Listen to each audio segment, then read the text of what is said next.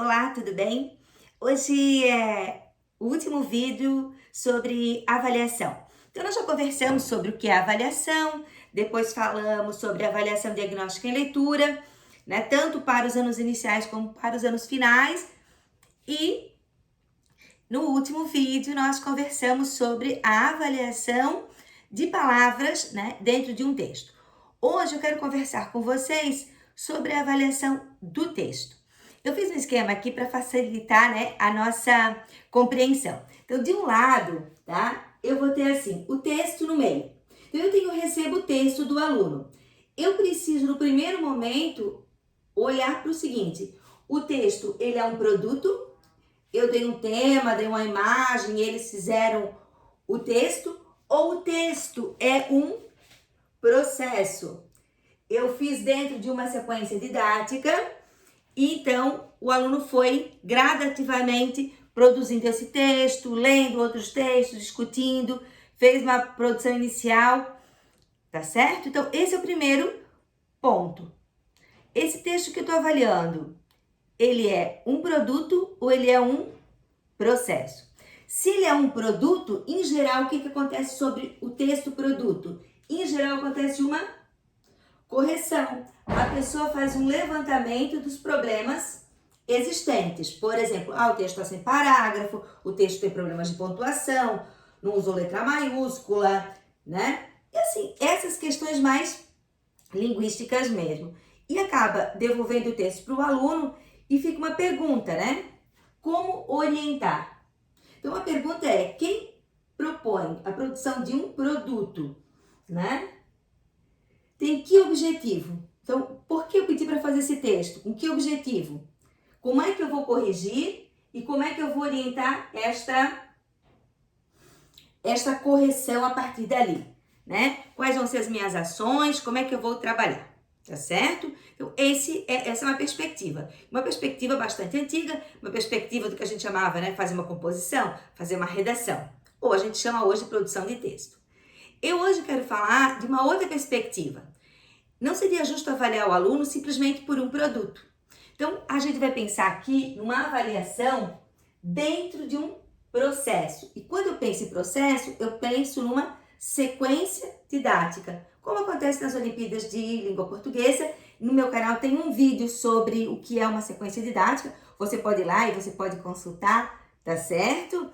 E aí, quando eu estou numa sequência didática, a minha avaliação é uma avaliação somativa. E eu queria ler para vocês algumas características da avaliação somativa. Por exemplo, tá?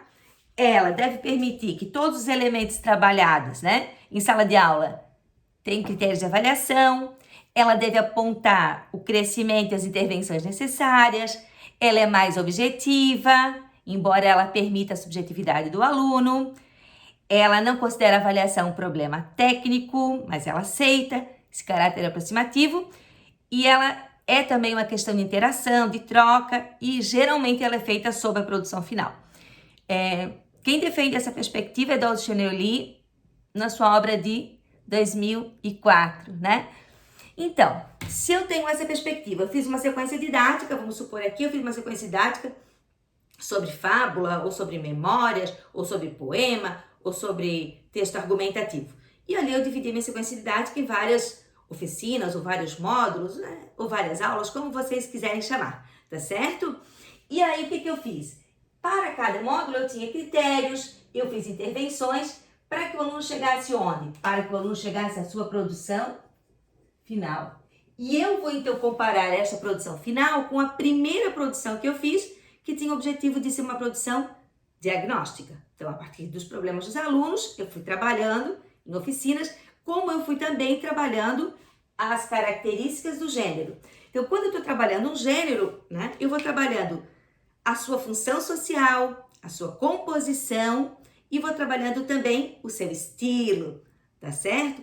Tudo isso precisa ser trabalhado durante as oficinas para que quando eu chegue na avaliação, eu tenha elementos suficientes. Então, precisou de intervenções.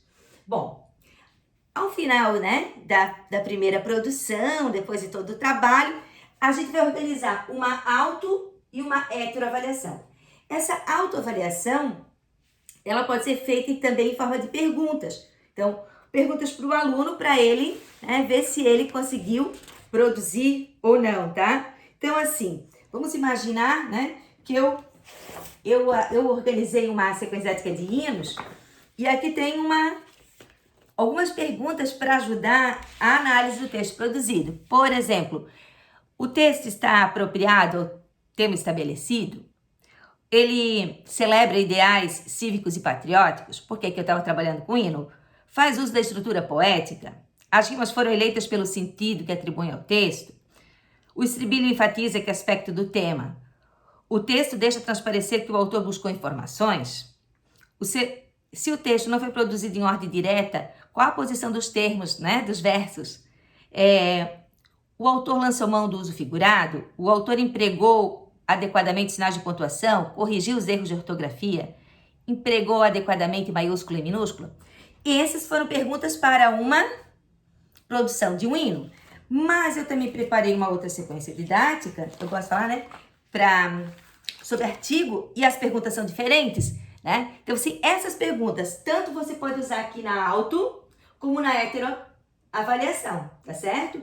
Então, o que está dentro disso? Estão os critérios e os descritores, tá? O que são os critérios e os descritores? Né? São os elementos, lembra que a palavra critérios?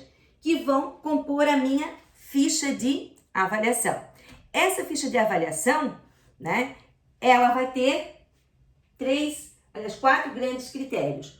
O tema, a adequação ao gênero, as marcas de autoria e as convenções de escrita. Então, quando eu fiz aquelas perguntas ali, eu não organizei em tabela. Se vocês olharem nas Olimpíadas de Língua Portuguesa, vocês vão ver, por exemplo, que eles fazem uma ficha como essa, colocam aqui os critérios, a pontuação e os descritores. Então, se vocês entrarem lá nas Olimpíadas, vão ver todas as fichas para poema, para artigo de opinião, para memórias, né? E ultimamente também teve documentário, que é um gênero híbrido, né? Então, assim, é muito importante que você tenha trabalhado. Porque se você não trabalhou, não tem como montar uma ficha de avaliação. Se você só pediu um texto, deu imagens, pediu que eles fizessem, né? Então, você está avaliando um produto, não está avaliando todo o processo que o aluno fez. Então, assim, agora nós estamos vivendo época de pandemia, se a gente organizar uma sequência didática que a cada semana o aluno faça um módulo, realize uma atividade ou de leitura, ou de análise linguística, ou de produção de partes de um texto, a gente vai juntando essas partes até ele produzir o texto final. Então, eu vou avaliando semanalmente, tá certo? Então, assim, só para deixar um pouquinho mais claro. Então, por exemplo, aqui eu posso montar essa fichinha ou eu posso elaborar perguntas, tá? Então, nas Olimpíadas vocês vão encontrar modelos de fichas. Essas fichas têm o critério tema. Então, é o seguinte, se eu dou só uma atividade, por exemplo, escreva a partir dessa gravura, eu não tenho como avaliar o tema. Então, o tema nas Olimpíadas, por exemplo, o lugar onde eu vivo, né? Então, o tema pode ser determinado, né? Desde o início, com o grupo, para que ele vá estudando, para que ele vá buscando informações, para que ele vá delimitando, para que ele vá compreendendo, né? Para que ele também não deixe o tema tão abrangente, que ele consiga compreender, então ele precisa ler sobre aquilo, discutir e tudo mais. Vai ver a adequação ao gênero. Aqui nós temos uma adequação à composição, né? Então, por exemplo, quando eu escrevo um poema, a composição é de um jeito, quando eu escrevo a receita, a composição é de outro, o artigo é diferente. Então, eu vou olhar essa adequação ao gênero. A adequação discursiva, tá certo? E aí, vão vir o quê? Né? Como é que esse texto foi produzido? Qual é o sentido que ele emprega? Quais são os sentimentos que foram utilizados? Né? Quais os indicadores linguísticos que existem ali? Tá? Aí depende, cada gênero vai ter descritores diferentes. Por exemplo, se eu tenho um gênero memória, eu vou ter aqui na adequação discursiva. Apresenta aspectos do lugar onde vive, pela perspectiva de um antigo morador, o texto deixa transparecer sentimentos e impressões, a organização geral do texto obedece à lógica interna da narrativa, as referências a objetos, lugares e modo de viver, costumes estão ali, né? Então, isso diz respeito à adequação discursiva.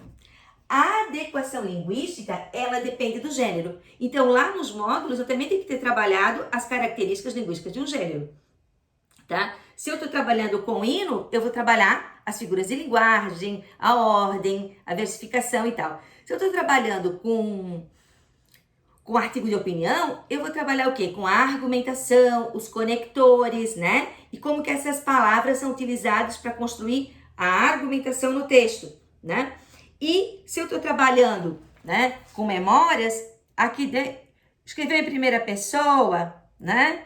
Usou os tempos no passado, usou os indicadores de lugar, de tempo. Então, tudo isso tem que ser pensado a partir do gênero. Então, esses dois, eles mudam conforme o gênero, tá certo? Esse, dependendo da proposta.